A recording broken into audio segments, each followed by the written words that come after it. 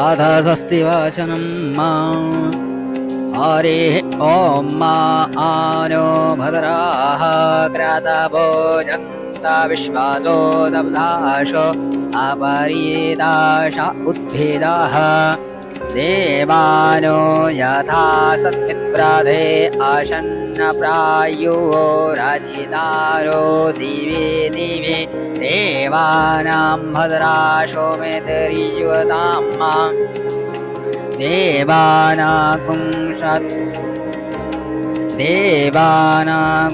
रतिरभीरो निवर्तताम्मा देवानागुं शक्यमुपशेति मा वयं देवान आयुः प्रतिरन्दाजीवशे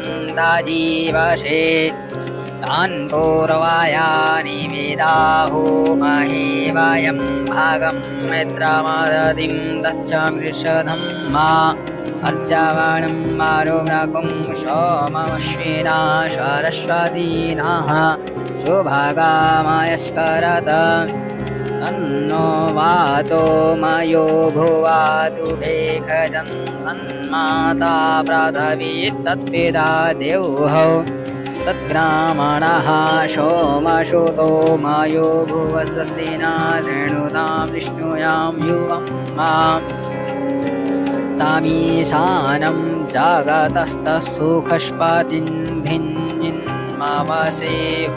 महे वयं मा ओखानो यथा वेदशामशमित्रधेरचिता पायुरब्दब्धः शस्ताये स्वस्ति न इन्द्र वृद्धस्रवाः स्वस्ति नः पूषा विश्ववेदाः स्वस्ति नस्तारिक्षो अरिष्टानेमिः स्वस्ति नो बृहस्पतिर्दधातु रघतस्वा मारुतः पुष्णिमातरः शुभं यावानो वेदाथे कुजग्मयः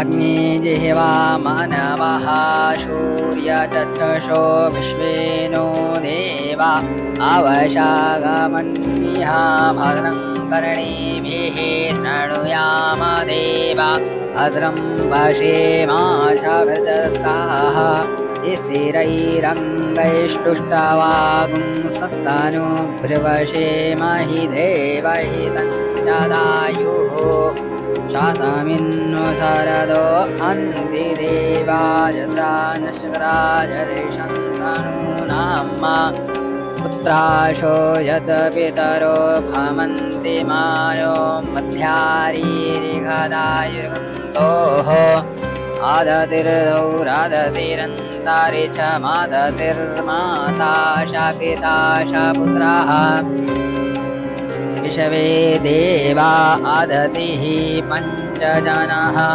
आदतिर्जातमादतिर्जानित्वं मा देवौ शान्तिरन्तारिच्छगुं शान्तिः पृथिवी शान्तिरापः शान्तिरोखदयः शान्तिः वनस्पतयः शान्तिर्विश्वे देवाः शान्तिर्ब्रह्म शान्तिः सर्वगुं शान्तिः शान्तिरेव शान्तिः श्यामा शान्तिरेधि यतो यतः शमीहसि ततो नो अभयं कुरु शन्नः कुरु प्रजाभ्यो भयन्नः पशुभ्यः सुशान्तिर्भवतु। श्रीमन्महागणाधिपतये नमः। श्रीलक्ष्मीनारायणाभ्यां नमः। उमामहेश्वराभ्यां नमः। वाणी हिरण्यगर्भाभ्यां नमः। सचीवृन्द्राभ्यां नमः। मात्रे पित्रे चरणकमलेभ्यो नमः। इष्टदेवताभ्यो नमः। कुलदेवताभ्यो नमः। रामदेवताभ्यो नमः। वासुदेवताभ्यो नमः। अस्थानदेवताभ्यो नमः। सर्वेभ्यो देवेभ्यो नमः। सर्वेभ्यो ब्राह्मणेभ्यो नमः। ओम सिद्धिबुद्धिसहिताय श्रीमन्महागणाधिपतये नमः।